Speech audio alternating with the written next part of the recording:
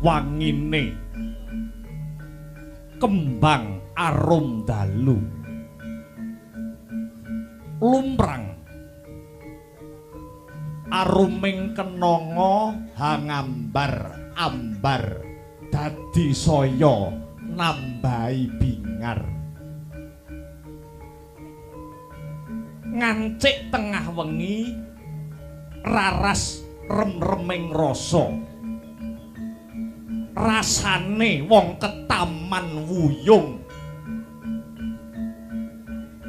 tan weruh wayah anane mung kagodha wewayangan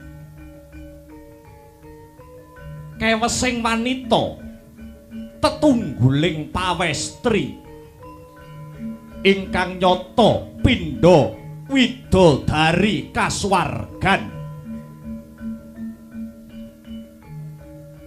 satriya ing Madukara radyan permadi kesandung wuyung kagilut bronto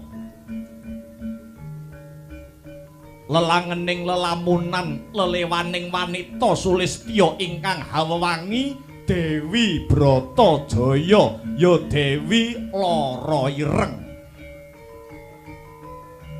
tinata pineper laguning karep parandene tan kuwawa nduwa tekate denira arsa hamethik kembang wangi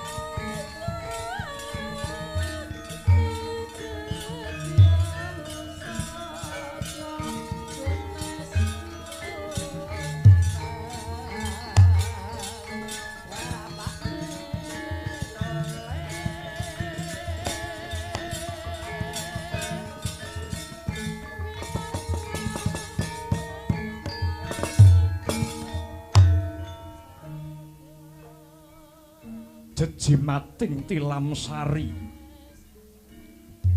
liringmu pandam kamarutan satemah pinter merawasa telenging kayun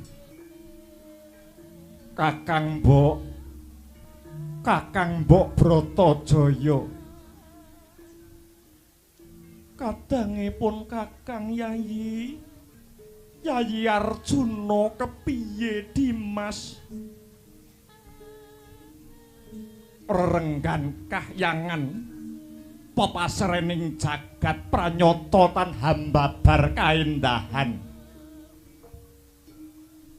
rembulan kae katon rengu lintange lesu langit biru dadi sintru awit kalah Prabowo kelawan citramu wong ayu Dimas Permati sawangen kae ana kombang kang brengengeng nyidri kembang kombang kae brengengeng nyidri kembang sing lagi mekrok ngambar gondo wangi nanging apa to sebabe Sang Bremara mung kekejer tan bangkit ngingsep sarining puspita merga wedi dukane sing anggadoh Sekar Dimas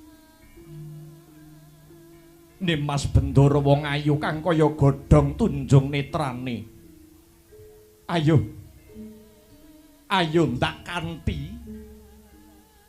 ndak kanthi menehi conto marang kembang lan kombang kae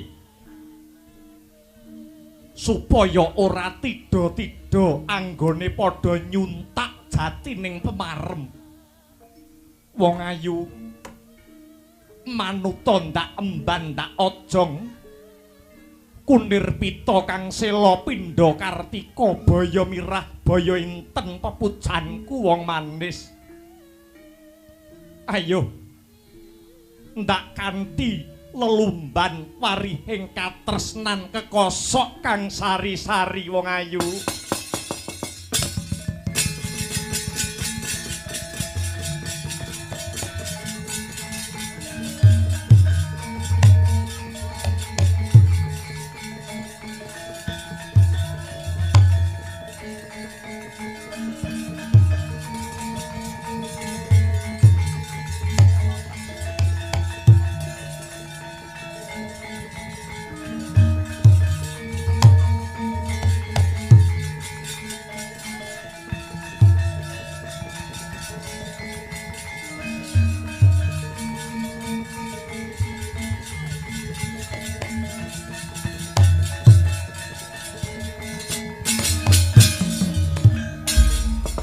Siung gajah duh Mas Mirah Indrajit pantunungipun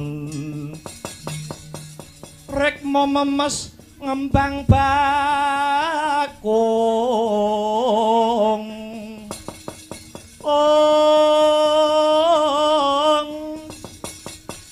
nyengkir gading renggojo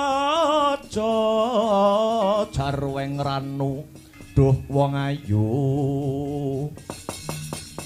singa tirta mangsa janma baya sapa kang anyucup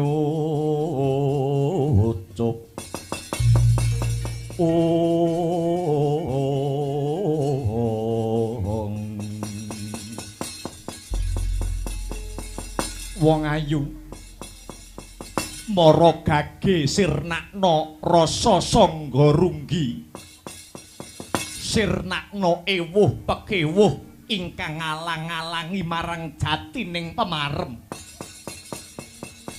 ayo ndak kanthi mbacutake anggone padha ngisep maduning katresnan wong ayu kosik wong bagus tatanen luwih dhisik rasamu aku tak kandha yo Yayi Permadi katresnan mono wujuding uruping jiwa luhur katresnan mono uruping jiwa luhur kanugrahan suci saka Hyang Agung ingkang diparingke marang titahe katresnanku tulus lan suci marang jengandika Kakang Mbok Bratajaya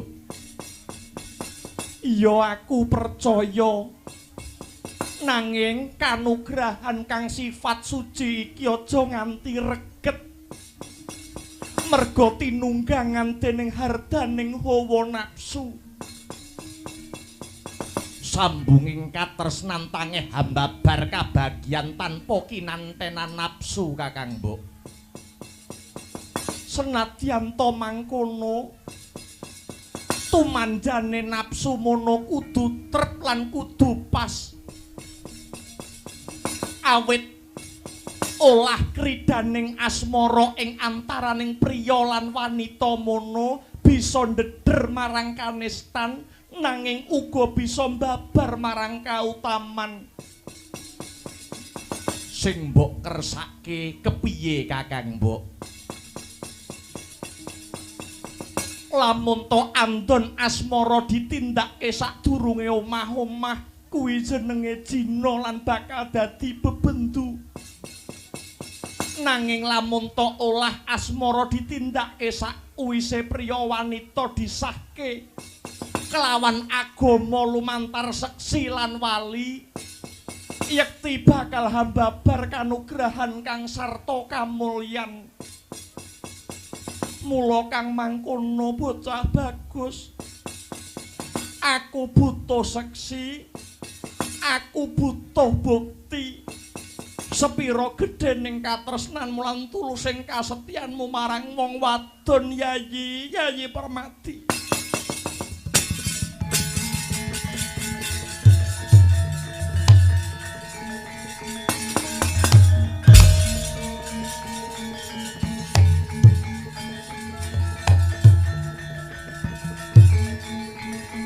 Kakang Mbok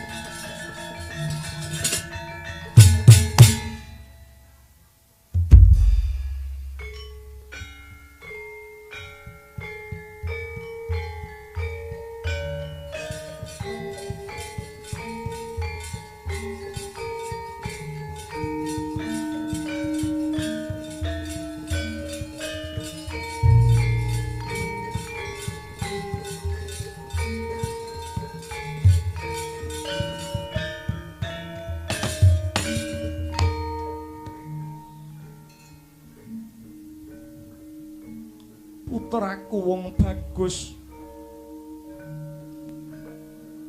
Permadi pun ibu bisa nggagapi kelawan panjriting rasamu. Mula kang mangkono cah bagus, aku njaluk pandongamu.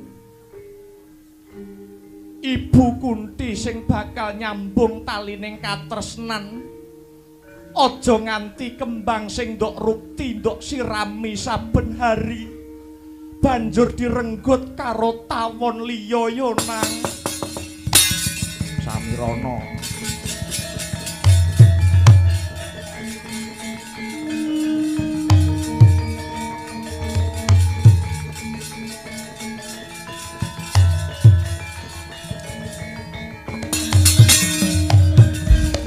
Duh kula putraning sun, sira iku wis wanci pisah lan jenenging wang yuwa kuline ngardi.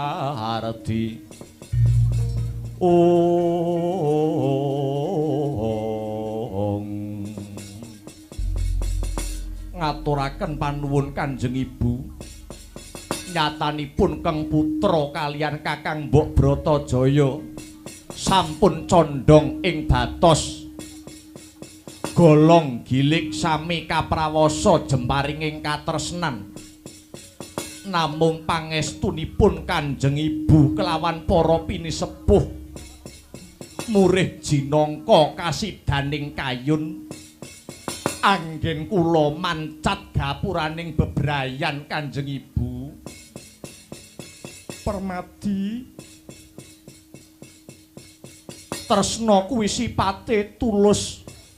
Dosa apa kang bakal ndak sandang yen pun ibu ora jumurung sira Permadi. Mula Permadi, jeneng sira Permadi mujudake satriya-satriyaning tanah Jawa sing tatak lan tetek rasamu yo nang. Dongakno pun ibu dina iki bakal nglamar ana negara Dwarawati ya cah bagus.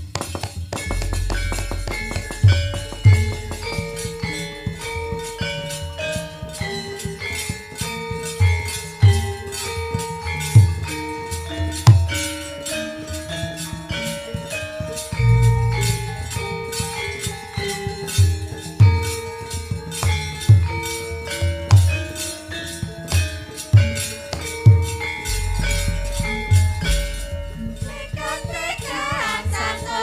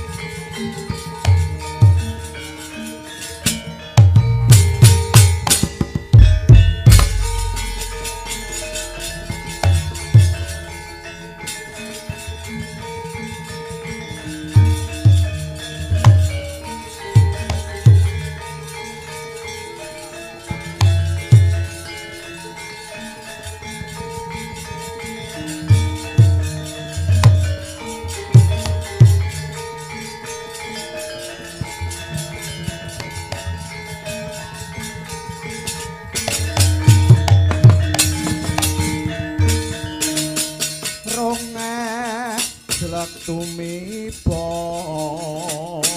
gegaran san dosa wartane meh teka sikara karuda tatake takato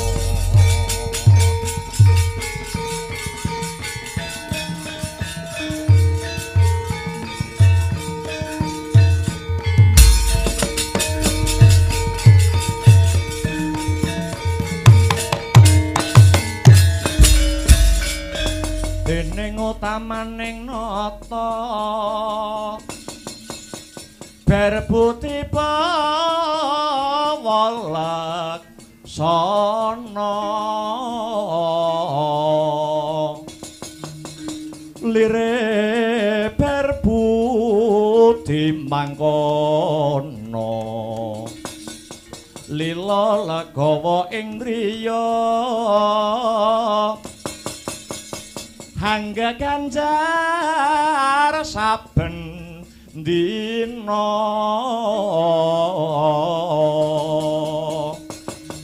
agung denya paring dono lire kang bawa laksana hanetepi pangandika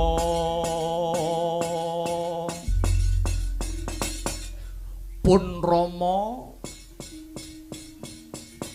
pirang-pirang dina iki nyawang lagak lagon lagianmu semu beneh klawan adat saben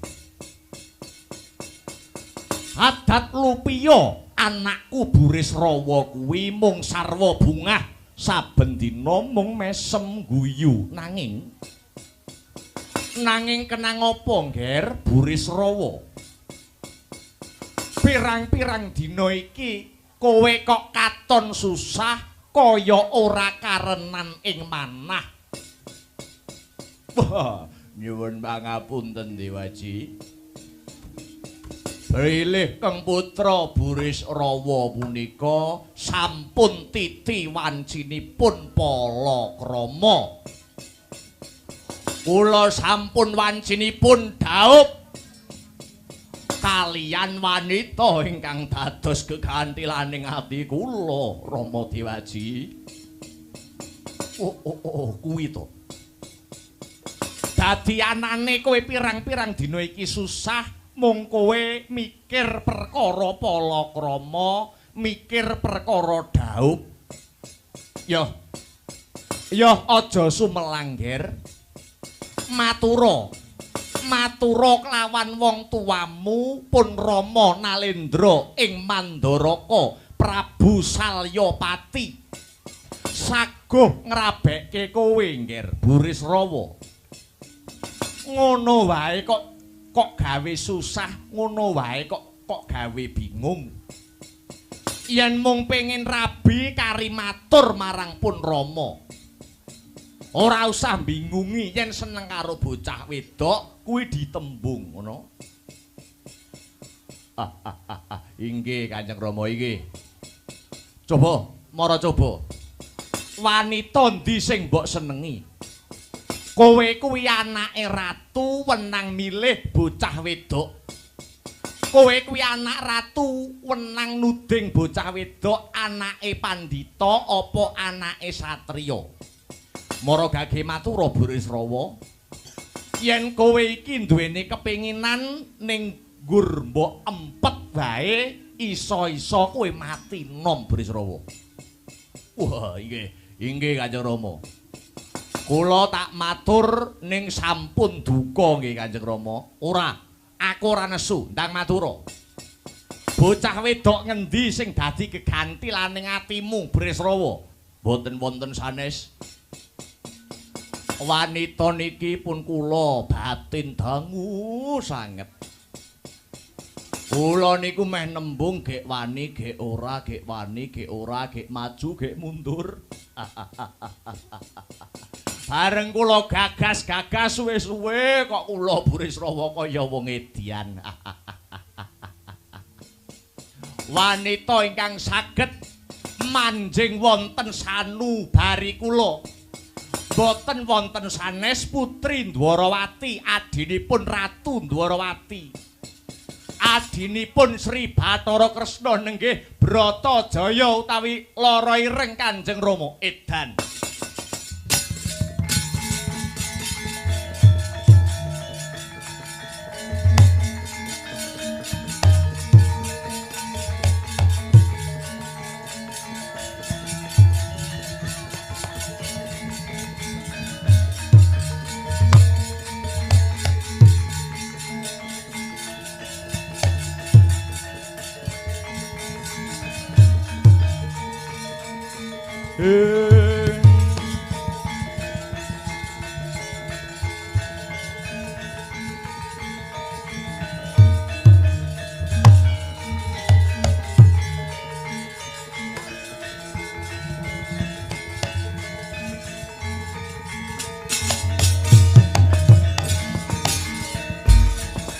Dadi atur-atur miturut hanut sumarah mring Gusti dene sidi miwang utama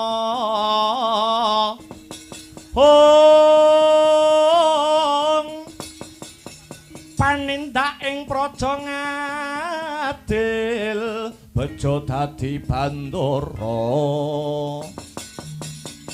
rinarapan mring pro abdi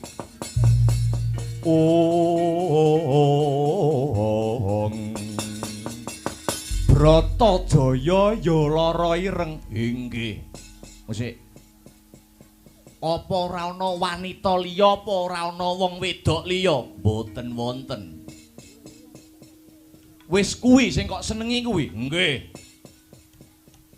Apa kowe ora enek rasa sithik-sithik karo sinden ngendi ngono?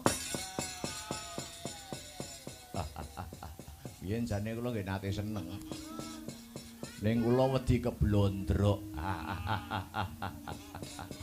Kula wedi kapusan malih. Cari yang aman-aman saja. Ini prasajan wae.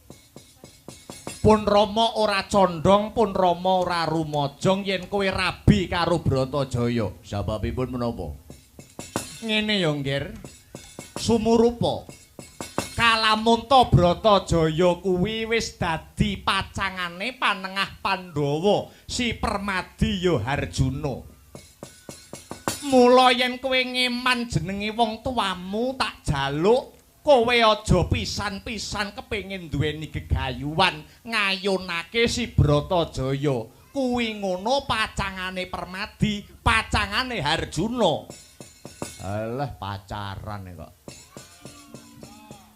Medhotne wong omah-omahe kulino nggur pacaran. Ya tak guyu tok no. Saderengipun wonten janur kuning melengkung tekad kula mboten kendhat. Kula jane nggih pun ngerti yen Bratajaya niku pun dadi calone si Permadi. Lho, lah banjur kenang apa kowe isih mbacutne lakumu seneng karo Bratajaya? Nyatanipun Bratajaya nek tak takoni nggur mesam-mesem mawon kok. Ora gelem jujur kok. Kaya-kaya Bratajaya niku tesih maringi lampu ijo dhateng kula. Brisrawa dalem. Jagat iki digelar ora mung si Bratajaya. Ora mung si Lara Ireng. Milya. Sakliyane Bratajaya pun Rama kang sagandha korine nginang jambe suruwe. Mboten.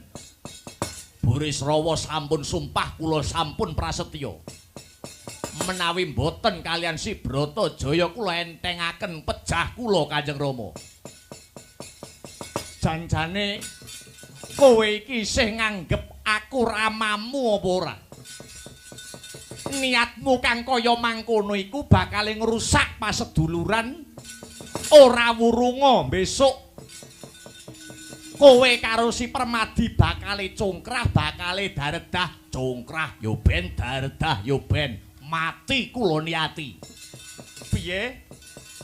mati kok niati. Apik temen tembungmu Bresrawa. Cetha kowe anak ora iso nuruti kekarepane wong tuwa. Timbang memirang jagat ngreget jrambah mapan ana Mandara kok kene. Becik kowe minggato. Ayo minggat apa ora? Ora gelem minggat kepruk dampar pecandasmu. Oh.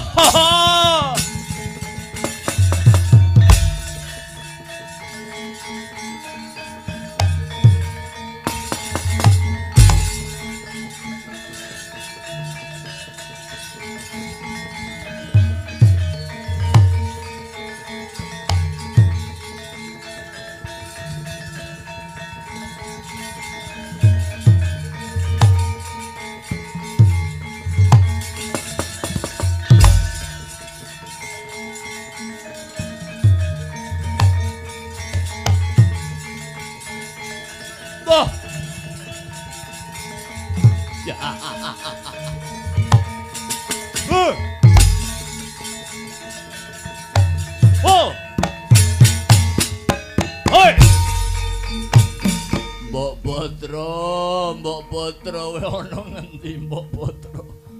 Aku Purisrawa tresna karo kowe Mbok Putra. Adoyong. Aduh rasane wong gandrung kok kaya ngene. Mbok Putra kowe ana ngendi Mbok Putra? Hei! Hey! Hey! Hey! Hey!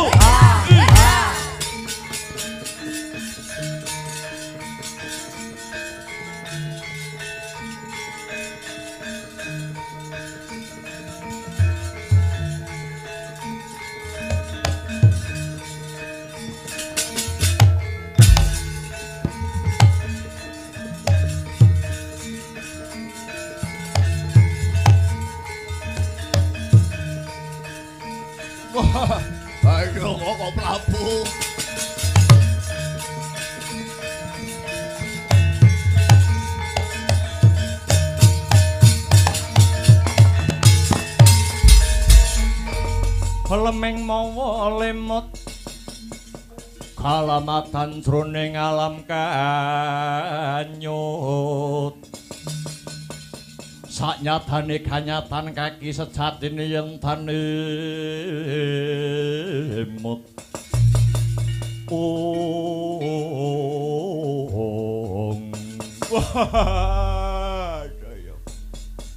Koko Prabu Baladewa Kang Rayi Burisrawa nyuwun senjata pitulungan Duh Koko Prabu. Burisrawa. Kowe iki yo gene, Wis gerang gaplok bengak-bengok jejogetan ana apa, Kaya ora duwe isin bae. Kowe kuwi anak ratu. Anake Rama Prabu Salyapati ing Mandaraka. Aduh yung. Kula nyuwun pejah Koko Prabu, kula nyuwun pejah. Kula dipun tundung kalian Kanjeng Rama. Kanjeng Rama Prabu Mandaraka. Kowe ditundung, nggih. Ditundung mesti ana sebabe, mesti ana akibate. Ditundung kuwi mesti ana jalarane, Burisrawa. Maragage sebabe apa? Jalarane apa? Kok kowe nganti ditundung minggat saka Mandaraka? Koko Prabu, kula menika tresna kalian wanudya, kula menika tresna kalian wanita. Kula sampun sumpah sajroning manah. Kula entengaken pejah menawi kula mboten saged sesandingan kalian Kang Rayi. Lho. Kang Rayi sapa? Kang Rayi Bratajaya. Kanjeng Rama Prabu Salyapati mboten sarujuk, mboten mathuk. Satemah kula pun Burisrawa dipun tundung saking negara Mandaraka, Koko Prabu. Burisrawa. Lah nika Kanjeng Rama.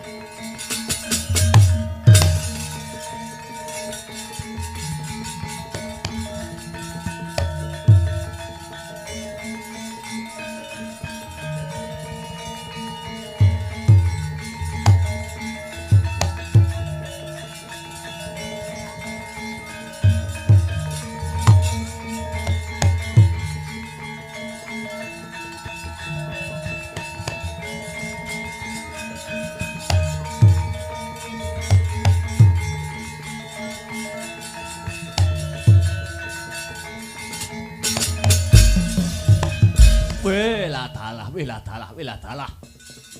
Mapan kebeneran Kanjeng Rama saged pinanggih dhateng mriki. Nering sedya kula bidal saking Mandura kepengin sowan paduka Kanjeng Rama Salyapati ing Praja Mandaraka. Oh iya. Anak mantuku Baladewa. Lah kok iki kowe ketemu karo adimu bocah edan Burisrawa. Ngaten Kanjeng Rama, ngaten. Kula badhe nyuwun katerangan Kanjeng Rama. Kula badhe nyuwun katerangan ingkang gumathok. Wonten punapa Kang putra tinundung saking negari Mandaraka. Suwawi Rama Prabu Salyapati kula aturi paring dawuh ingkang trawaca. Nyuwun sewu. Punapa Burisrawa kala wau dereng cariyos nggih. Saberangan sampun Kanjeng Rama, saberangan sampun. Burisrawa kepengin ngayonaken adi kula pun Bratajaya. Lho, lah nggih niku perkawise nggih. Ngaten niku menapa mboten lepat, ngaten menika menapa mboten klentu. Kamangka Kang Rayi Bratajaya sampun dados pacanganipun pun permadi nggih. Bratajaya sampun dados calone Si Harjuna. Lah kok anak kula Burisrawa mberung kesurung rasa wuyung. Niku rak nggih lepat, niku rak nggih klentu to nggih. Sampun Kanjeng Rama sampun. Babakan Burisrawa tresna kalian adi kula Bratajaya niku pinanggih gampil. Ngaten mawon kok dianggep angel to Kanjeng Rama. Lah leres niku. Leres Koko Prabu leres. Kok mboten dianggep angen iku nalaripun kados pundi, Nger? Ngaten. Awit adi kula Bratajaya niku sakniki mapan wonten ing negara Dwarawati.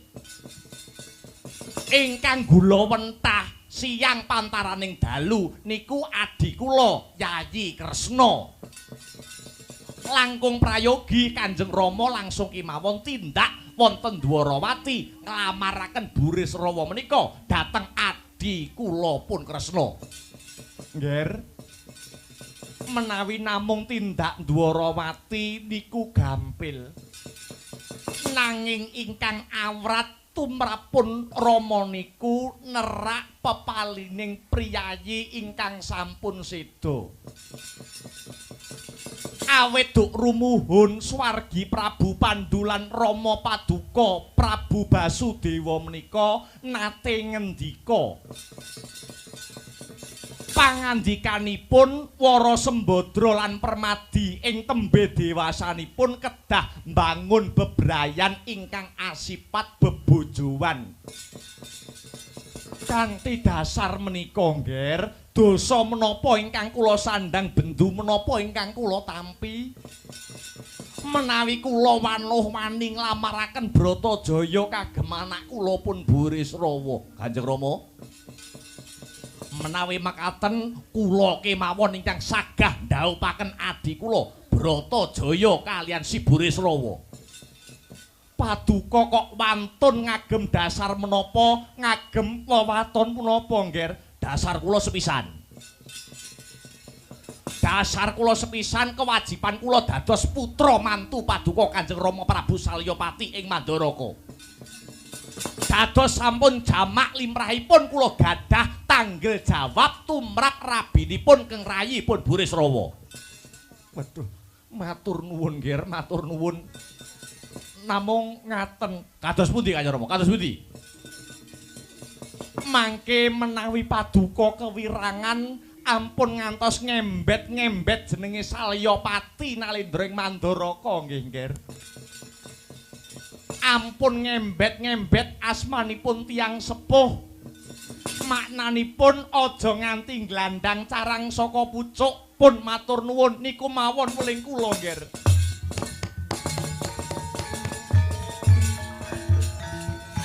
Sranane wong jalukung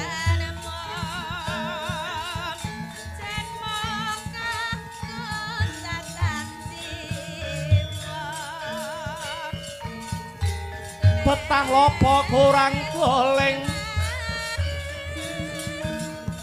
eling ngasa ajat nika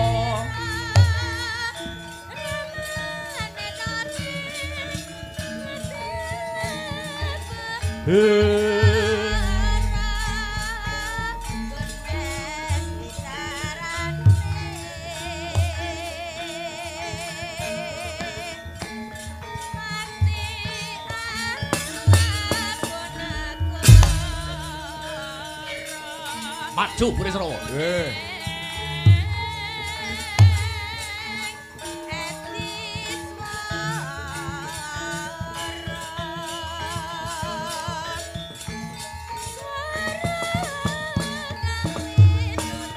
Burisrawa, wonten dawuh Kang Prabu. Dadi kowe wis tresna tenan karo adiku si Bratajaya. Kabeng kaojojo jinupuka jejantung kula.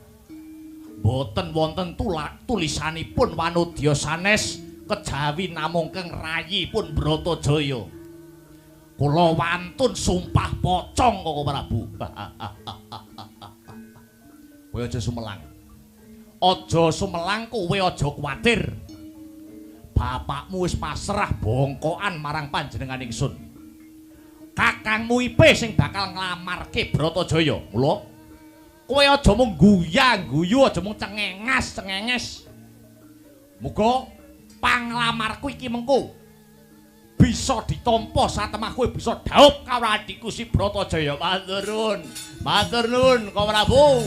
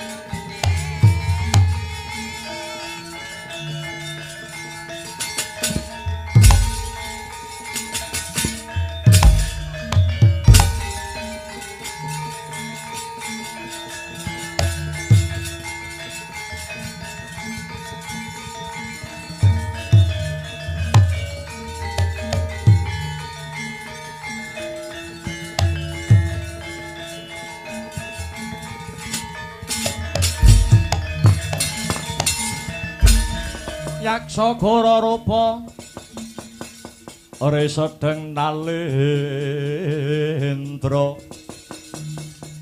yaksa alalaku kang malwalya ingkang mung gambira marang-arang ngisi siyung metu Prabawa Gora mawalian Ditya Durbalarsa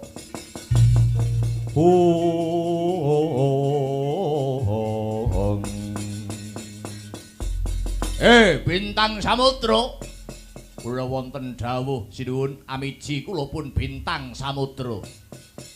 Aku sedhela maneh bakale rabi karo adine Ratu Dwarawati sing jenenge Bratajaya ya lara ireng. Mula kowe sing dadi reh-rehanku dina iki kudu bisa mbiyantu apa sing dadi gaweku. Kowe tak kanthi ngombyongi tindake Prabu Baladewa menyang negara Dwarawati. Aku arep rabi, aku arep dadi manten. Mengko yen ana bobol barating perkara, yen ana muganing lakon, kowe sak wadya balamu preman-preman bayaran sing tumandang gawe. Ngestakaken dawuh sinuwun. Mula dirapno wadya bala. Krit lampit berungkat kimpul waton lanang nyekel gaman. Lading pangirsing daging bathok wadheng getih. Yen ana sing ora trima kepengin ngrabasing kelawan Boris Rawa, kowe sing jumangkah Kang Sarta Kemerembyah. Ngestakaken dawuh. Budhal dina iki. Benjing bidal gumurung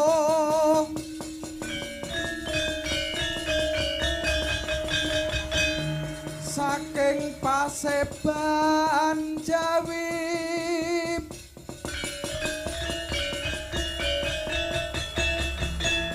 Gung ingkang Balakuswa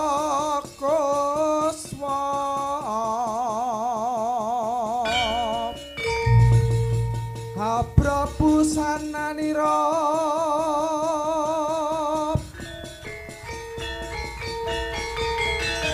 Lir Surya Wadalira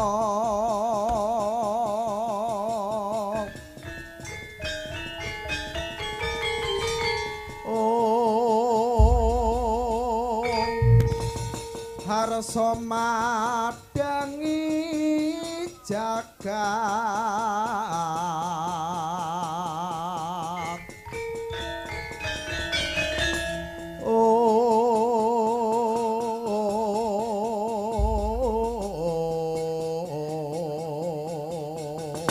Budhal dina iki. Wadya bola sikap budhal. Yo yo yo yo yo.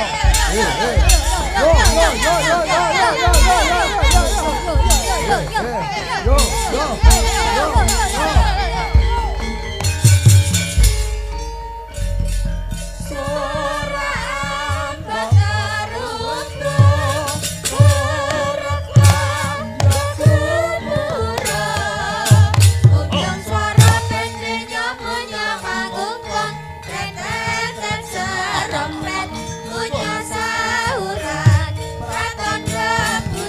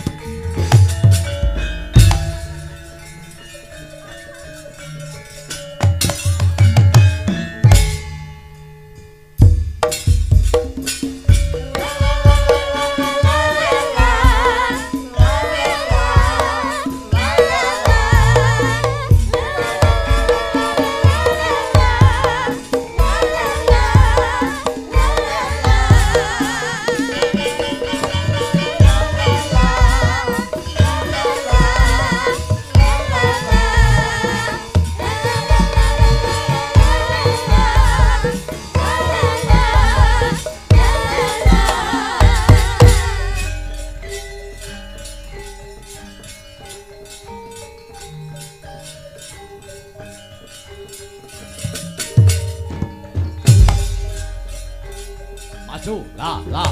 Yo, yo, yo. Eh. Yo, yo, yo. Yo, yo, yo. Yo.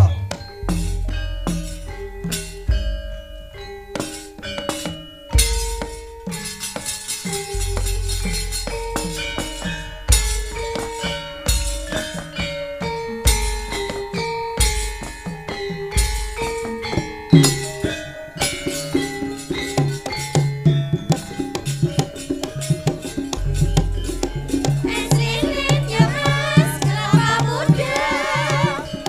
muda ya mas, lagi rasane. Aku yakin nyetak karuna muda, kabeh petraja bela dosa bangsane.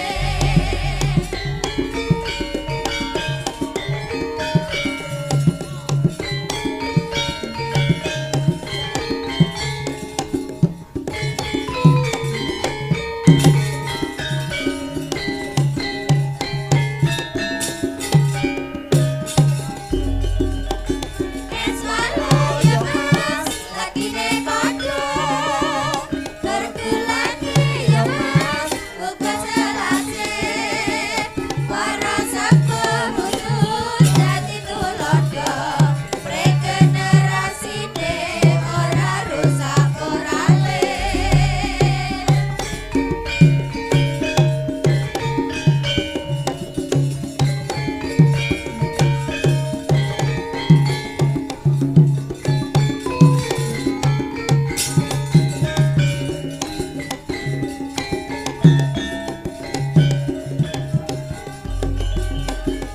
Estekan ya mas, dicampur jeruk kepro ya mas, ikan menjalin. Banyu iklim bayam, aja diunjuk, bekasane teko ilang yen nane kate.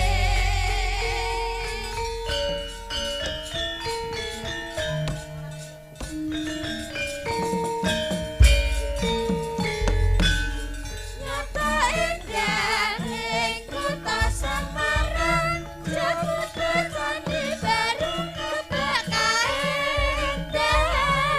Kudratan alame pranyata aneng semake, nganggo korake gunung jiwane bengawan, tangan kesabinan nganggo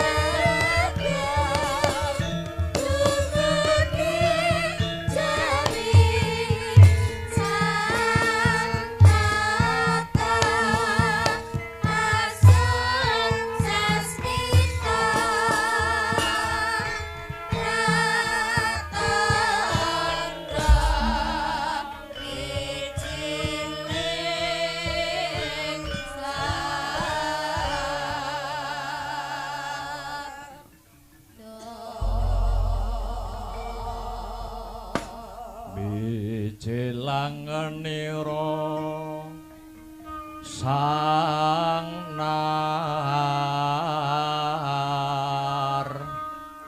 pati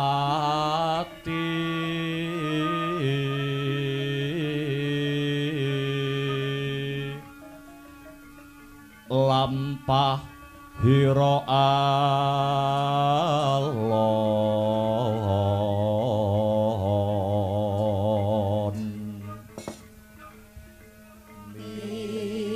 Cilangan nira sang nar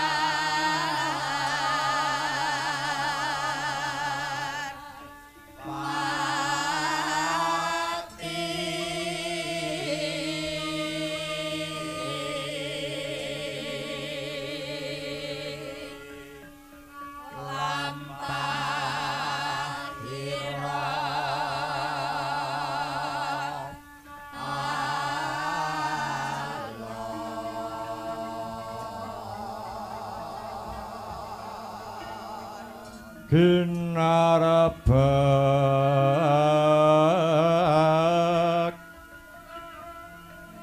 Badaya yuarakna nira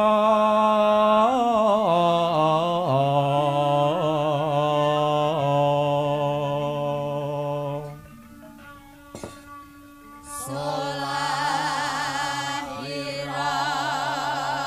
ringit lerha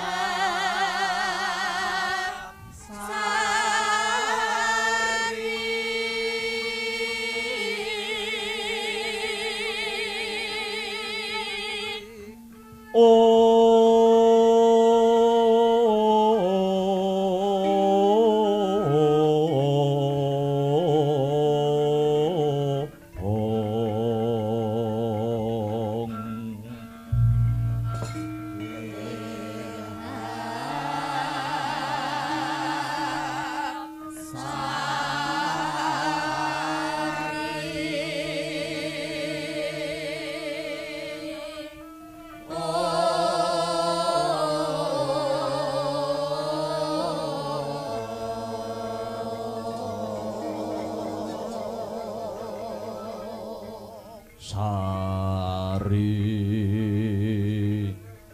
Sari Om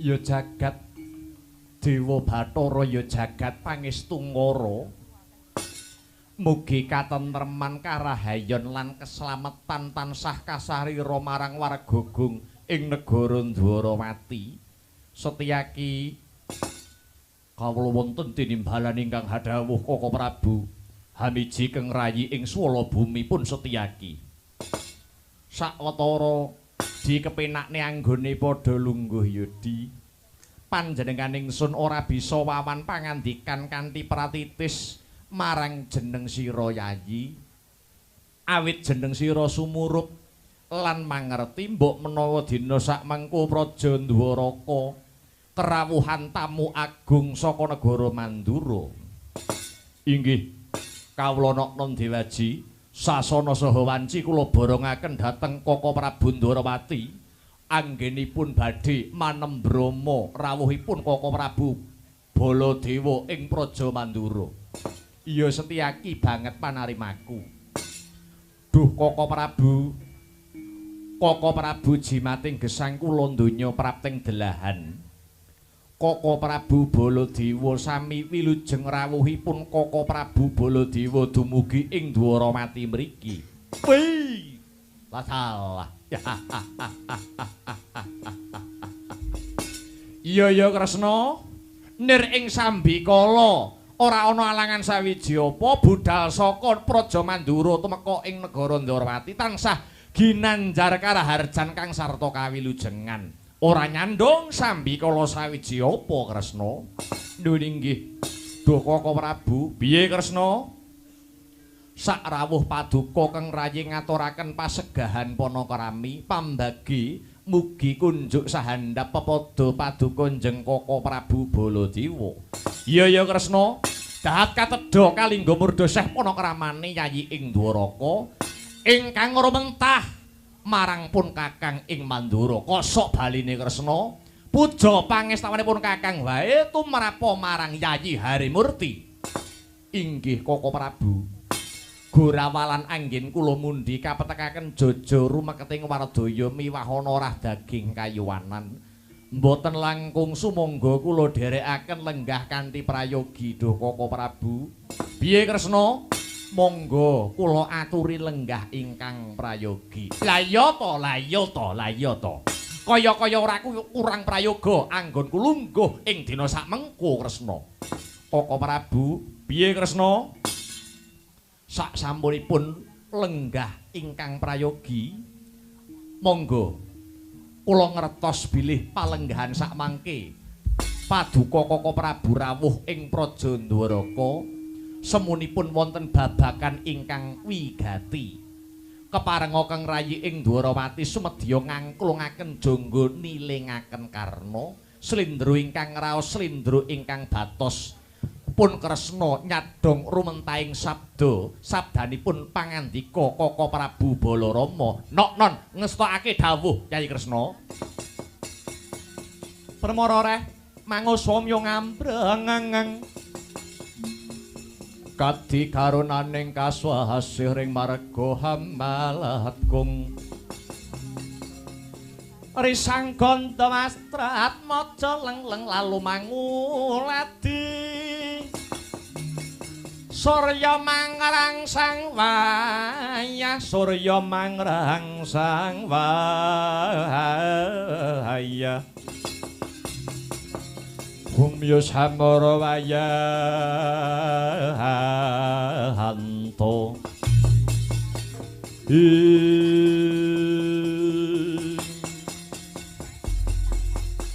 Kresna prabanipun Kakang ing negara Dwarawati iki ingkang angka sepisan ya kuwi kepengin tilik kayuwanane Yayi Kresna sumrambahe para warga Gung ing negara Dwarawati.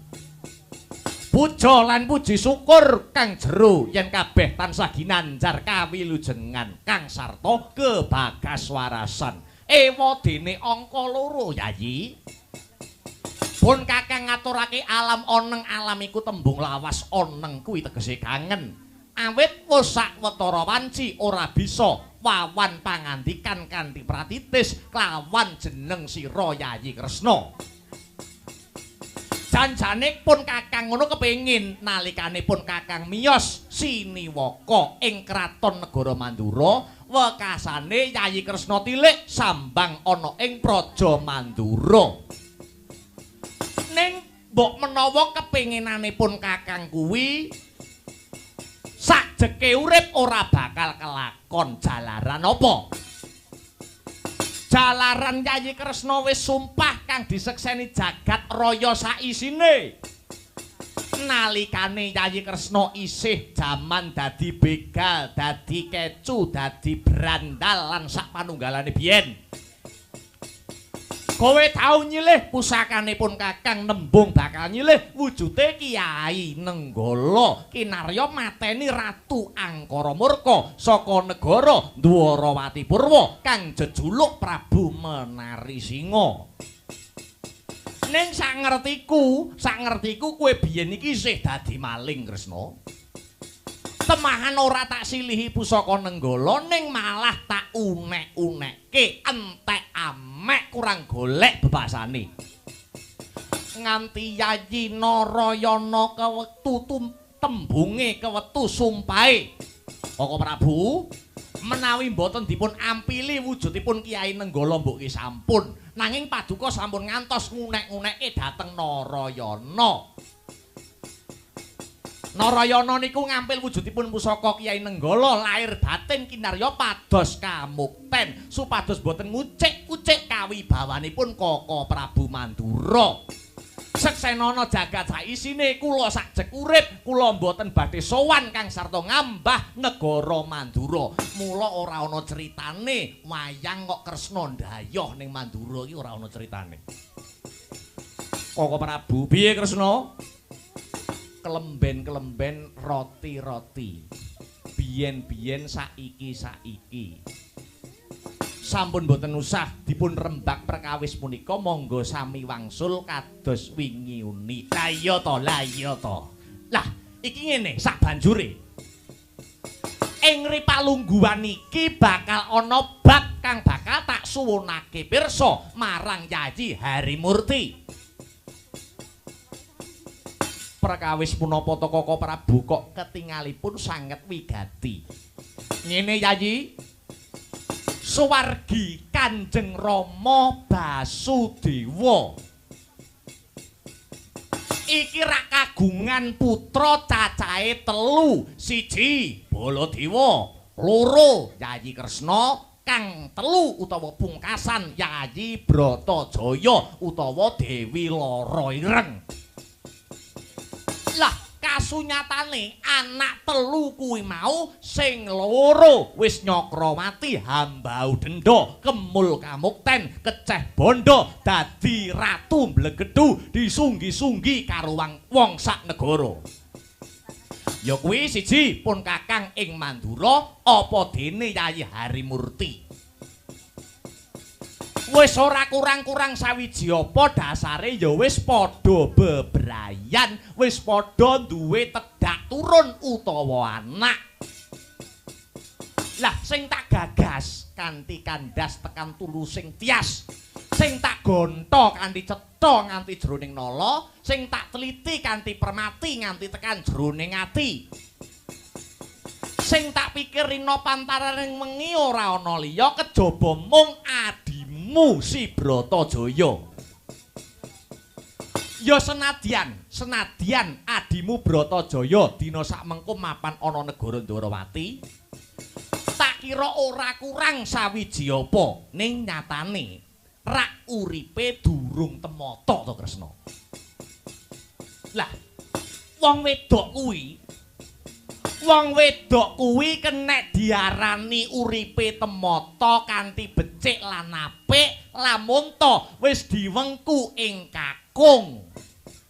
Lan becik-becike wong wedok tumrapipun kakang ora mung waton kakung sing mengku putri mau, ning sak bisa-bisa kudu duweni garwa sing tresna lahir trusing batin Kresna.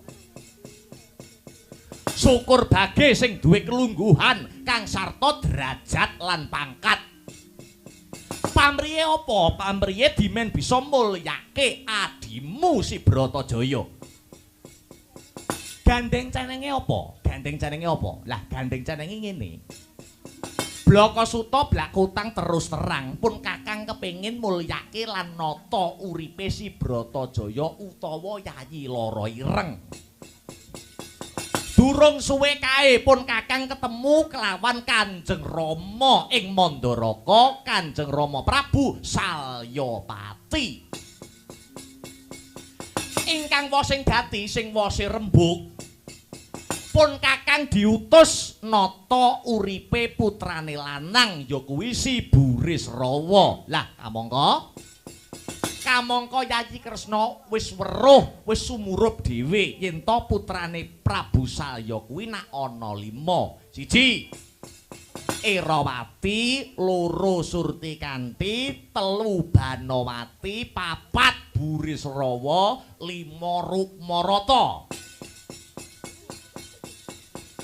Mongko si Burisrawa kuwi digadang-gadang, Burisrawa dikudang-kudang, besok bisa lungguh dampar keprabon ana ing negara Mandaraka. Bisa ngganteni palungguhane Rama Prabu Salyapati. Nanging yo gene. Uripe si Burisrawa nganti tekan saiki uripe ora cetha. Kelambrangan kaya wong edan. ing ngatasé anak ratu candrane kaya gelandangan. Merga ora nate saba kraton rina wengi sing disaba lupute pos kampling ya pasar. Kenang apa kok uripe si Burisrawa kaya mangkono? Bareng tak takoni Kresna, tinemune jebul Burisrawa sak mengko lagi nandang wuyung. Burisrawa nedeng edan kepayang karo putri Dwarawati kene. Ora ana liya kejaba mung adimu si Bratajaya. Lah, yen iki mengko Yayi Kresna sarujuk nglilani lan nyengkuyung tan murunga si Bratajaya ora bakal tiba aning Padas Curi nanging malah tiba aning kasur babut. Merga calone dadi ibune wong sak negara Mandaraka. Upamane ngono no piye Kresna?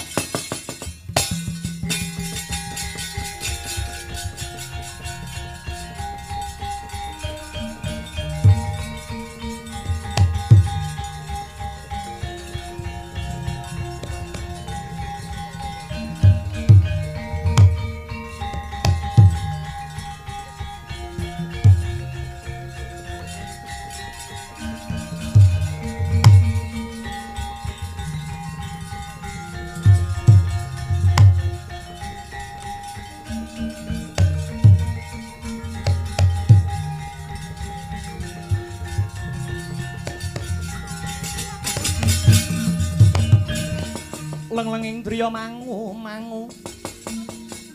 mangun gong kanduhan rimang lir-lirno tanpa kanin ing lir-lirno tanpa kanin ong yen tandulusa yen tantulusa mengko sang diahukama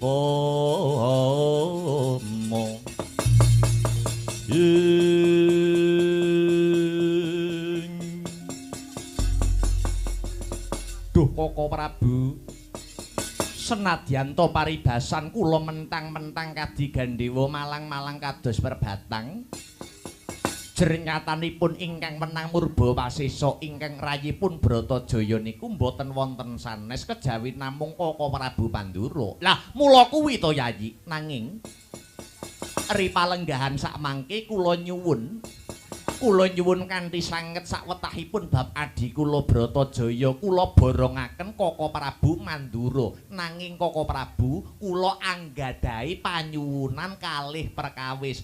Loro perkara ki apa wae? Ingkang setunggal kula suwun paduka Koko Prabu mboten nindakaken goroh. Awit paduka menika Nalindra, paduka menika ratu, hambekipun bawa leksana mboten kenging nglincati sabda kang kawedhar. Yen iya ya iya, yen ora ya ora. Angka kalih ampun ngantos paduka Koko Prabu nyendu dhateng penggalihipun sinten-sinten saya-saya penggalihipun tiyang sepuh.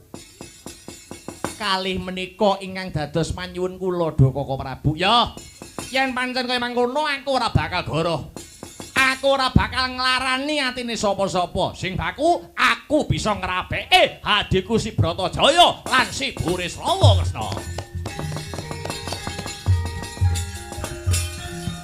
Lagi cowalan sabdo ora kang sumewa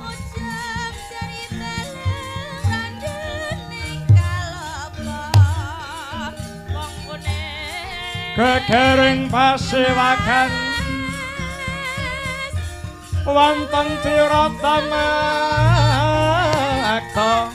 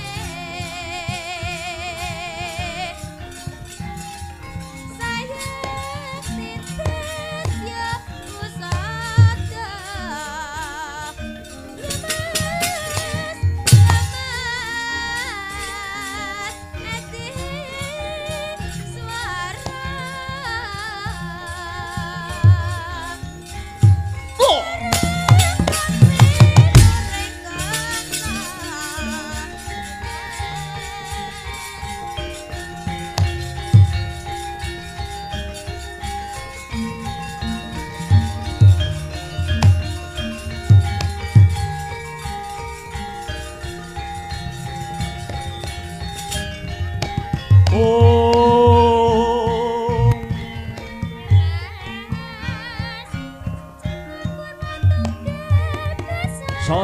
pandang sumulung hamadhangi jroning pasewakan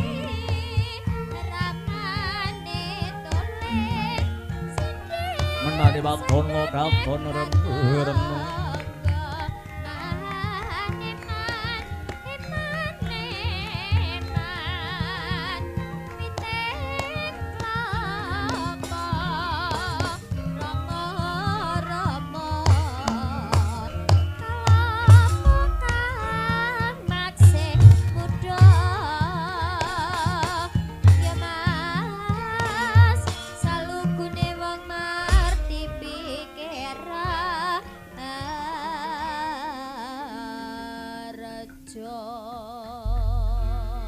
Amit pasang kalimantabik pisawananku sinabeta ing Ngiladuni dumawaing tawang towang kaki Prabu ing Ndarawati aku kang sawanana pendhapa agung kene kaki bingaing manah kula prasaset lumampah wanci pangklong kepapak obor sewu dene ripalungguhan sakmangke paduka kepareng rawuh wonten Praja Ndarawati mestinipun kemawon badhe mangestoni kula kaliyan para kawula.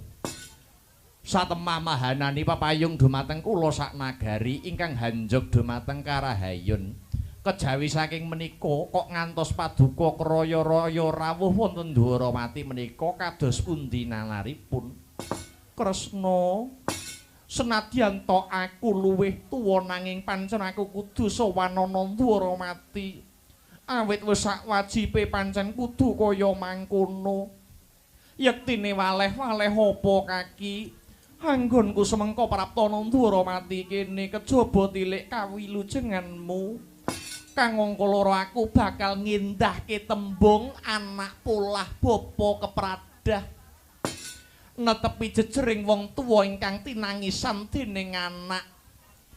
Gandeng wis sawetara suwe anggone si Permadi lan Bratajaya sambung katresnan tur ndak sawang sajake wis padha madhep mantep rasane mula karep ben bocah loro kuwi mau ora nrajang wewalaring agama lan kasusilan sowanku mrene mung bakal ngumpulake balung pisah aku nedya ndodhok koringinang jambe lan suruwe ngebon-ngebon esuk ngudan-udan sore ngelamar Bratajaya muga-muga kalilakna jinatu krama dening anakku panengah si Permadi kaki kagiat risang kapirangu rinangkul kinempit empit dosang retnaning bawana wong yuwasitu kang walang adi yuwasitu kang ngesing tias yuwasitu kang kudu garing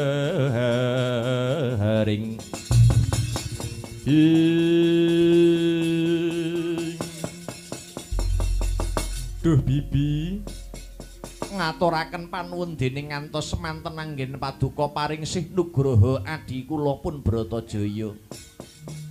Nanging bibi ingkang wenang hamurba lan wasesa dumateng lara ireng boten wonten sanes kejawi namung Kaka Prabu Mandura. Mila saking menika sumangga Kaka Prabu Baladewa kula aturi paring dawuh piyambak dumateng Bibi Kunti magrepokan kelawan kang rayipun Bratajaya do Kaka Prabu. Ya, aku tak matur Yayi.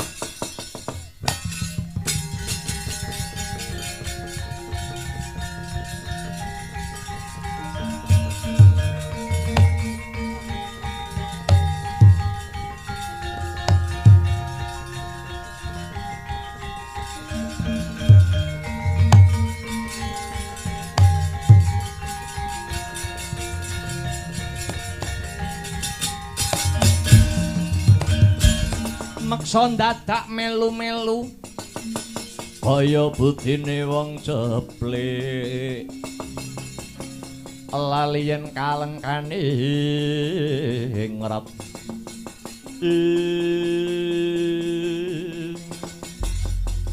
nyuwun pangapunten Sang Bibi kapeksa kula ingkang kepareng sumalonong matur lan menawi anggen kula matur niki mengke wonten kiranging trapsila Baladewa nyuwun agung ing samudra pangaksami. Iya sing tak anti-anti mung sabdamu paringa katerangan ingkang gamblang kaki. Nggih. Kula nyuwun pangapunten Bibi.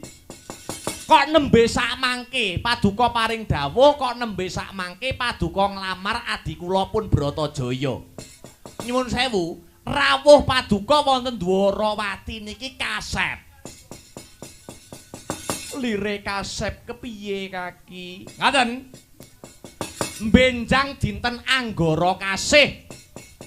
Bratajaya niku badhe kula suwekaken janur kuning. Tegesipun badhe rupian-rupian. Badhe palakrama lan badhe kula dhawuhaken kalian putra ing Mandaraka. Nenggih adi kula pun Burisrawa. Malah kebeneran.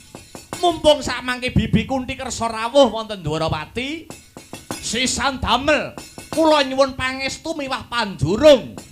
Benjing dinten ingkang tinemtu Bibi Kunti kula aturi rawuh wonten Mandura nyengkuyung lan pangestoni dhumateng adi kula Bratajaya ingkang badhe rabi kalian Burisrawa Bibi. Oh.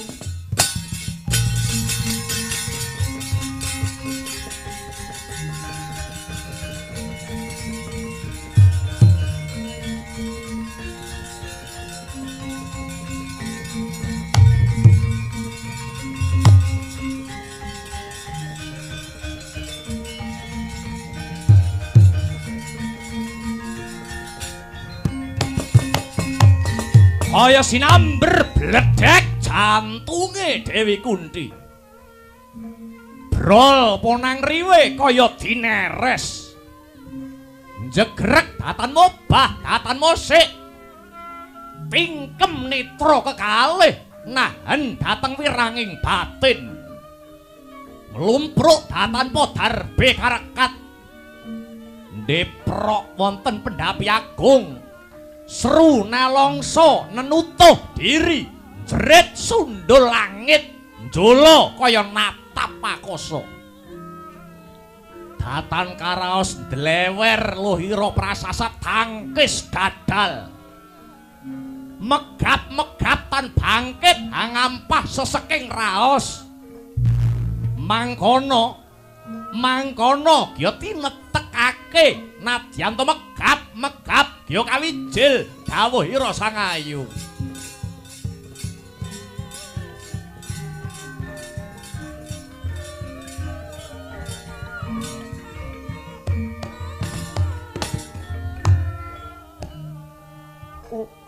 Kaki Prabu Mandura apa dene kaki Prabu Dwarawati banget panarimaku dene aku wis antuk mangsulan kang cetha lan prasaja.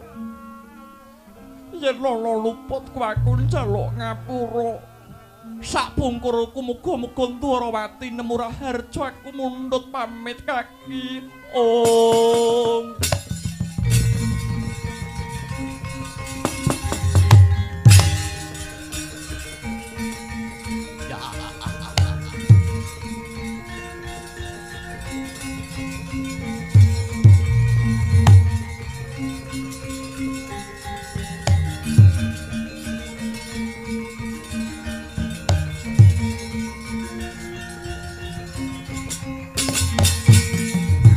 Rata Kresna lanangan di Kodayai Prabu Hayu sung kawing tias mulat solahing arini kira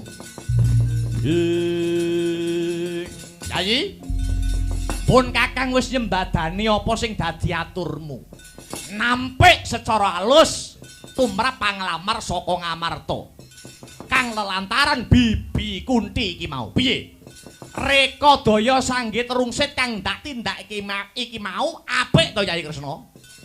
Sae kok Prabu. Lah salah. Ning sae kagem Koko Prabu Baladewa piyambak. Lho. Kok ngono?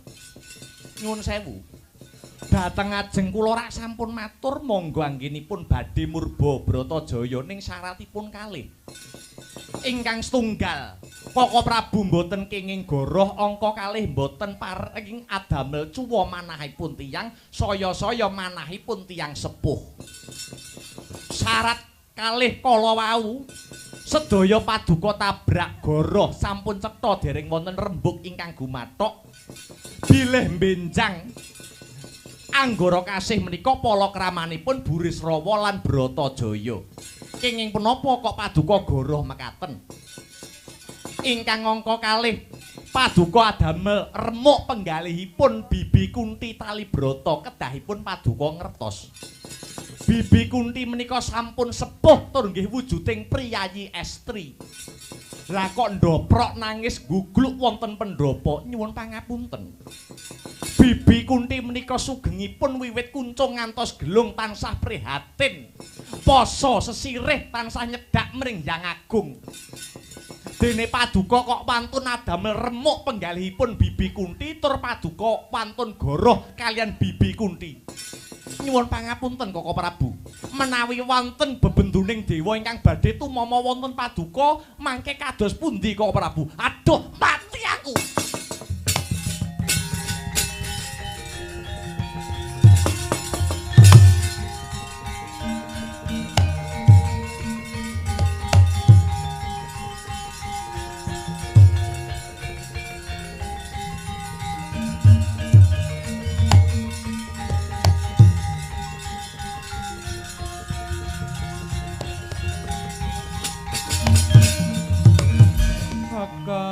Kakang Baladewa kok mentala timen tumindakmu marang Bibi Kunti. Kamangka aku wae durung milih si Permadi apa si Burisrawa. Lah kok Kakang Baladewa wis wani mutusi lan ngorek-orek penggalihe Bibi Kunti. Tak kandhani ya Kakang. Tresna kuwi uruping jiwa luhur, tresna kuwi agem-agemane Gusti Kang Maha Kuwasa kang diparingake marang titahe. Tresna kuwi bakal ngrembaka selawase lamun linambaran rasa welas lan asih. Tak baleni, katresnan kuwi bakal ngrembaka selawase lamun linambaran rasa welas lan asih. Yen tanpa rasa welas asih katresnan mau ora bakal awet. Akehe tembung jodoh kelawan bojo kuwi angel jodoh nanging sak temene kuwi kleru. Yen jodoh kuwi jer lanang wadon bisa dadi jodhone ning yen bojo kuwi bebrayan kang agung. Kanthi tumalining tresna mula ya Kakang. Yen Kakang arep ndhawuhke aku karo Burisrawa aku gelem. Lah dalah nanging lho nganggo nanging yen wis pinesti dening Gusti ana tetembungan siji pesti loro jodoh telu wahyu papat derajat pangkat lima donya kuwi manut dening kodrate sing gawe urip. Yen wis pinesti dadi jodhone senadyan to sing siji mapan ana pucuking gunung sing siji mapan ana tengahing segara. Yen wis pinesti dadi bojone ya mesti bakal kelakon mesti ana wae dalane wis kuwi ya Kang sing dadi aturku.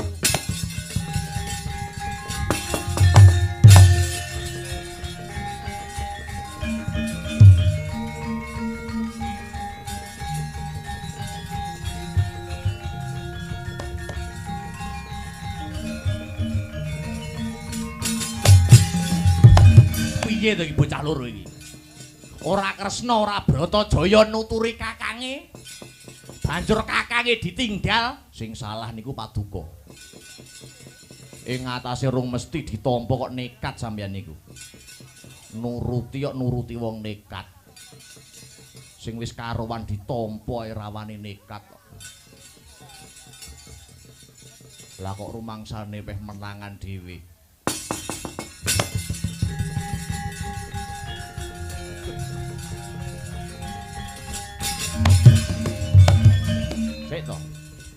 sak dunyoe tamu sing ra kajen iki nggur Baladewa.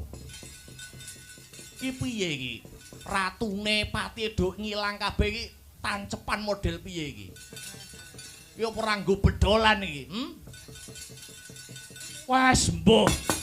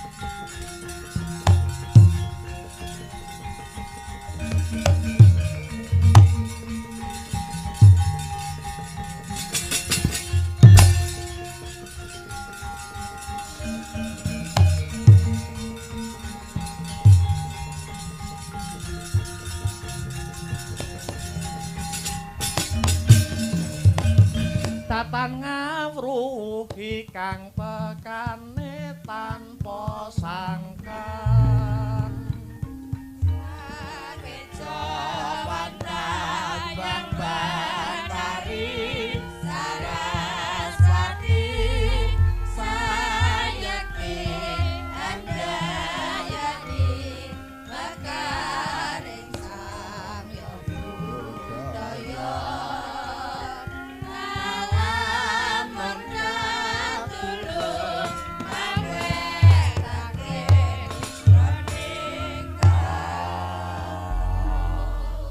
Kunthi ibuku sawetara wanci aku karo Permadi lan Gatot mapan ana alun-alun Praja Ndorowati nganti-anti tekane Kunthi ibuku kepiye antuk gawe apa ora Permadi kowe aja kaget ya kulup nalika aku somanana Ndorowati jebul tinemune anak Prabu Mandura sing bakal boyong Bratajaya bakal didhauphke kelawan Burisrawa sabar ya kulup.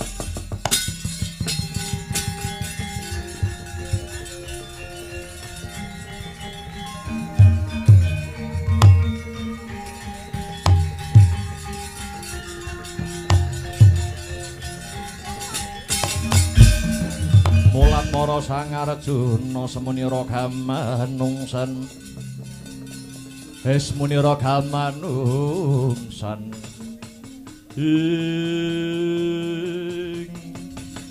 Duh Kanjeng Ibu pedah menapa kula gesang wonten Madyapada menawi kula mboten saged sesandingan kalian Kakang Mbok Bratajaya. Jelamprong kowe dadi cah lanang aja gampang mutung. Iki cetha sing dadi pepalang kakangku Mandura. Tunggune neng kene. Iki perkaraku karo perkarane bole.